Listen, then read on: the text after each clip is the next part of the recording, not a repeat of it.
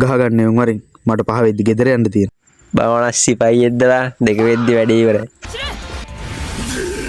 ඉඳ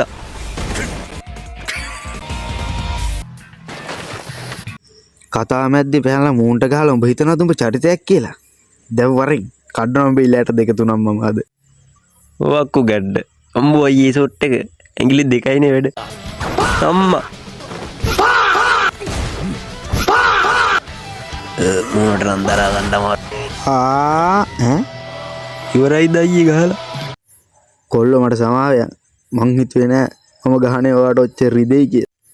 හිතන තරම්ම රිදිලා නෑ වගේ. රිදෙන්න රිදිලා නෙමෙයි රෙවිලා ඉන්නේ. බැදුණා නම් තේරෙයි උඹට. කියවන්න නැතුව පුළුවන් දේ කරලා පෙන්නහන්. පොඩි පගයා. පොඩි පගයා? කවුද යකෝ පොඩි පගයා? උඹනේ පොඩි පගයා. ඇයි උඹ ලොකුද? දැක්කම පේන්නේ නැද්ද උඹට? පොඩ්ඩක් ලොකුත් වගේ. ඒ වුණාට උඹට කෙල්ල කැමති නෑනේ. ඒ සිරාවට උඹ මන් දන්න කාලෙක ඉඳලා උඹට කෙල්ලෙන්නේ නෑනේ බා.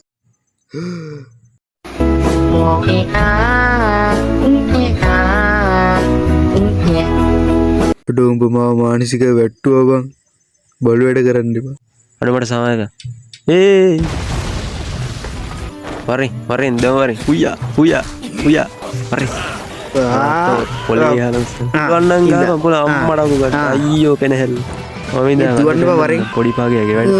මට ඔලු අම්මෝලු. උඩි යටි කරන්නට ඩී කරන්න කියෝනේ පුළුවන් දේ කරහන්.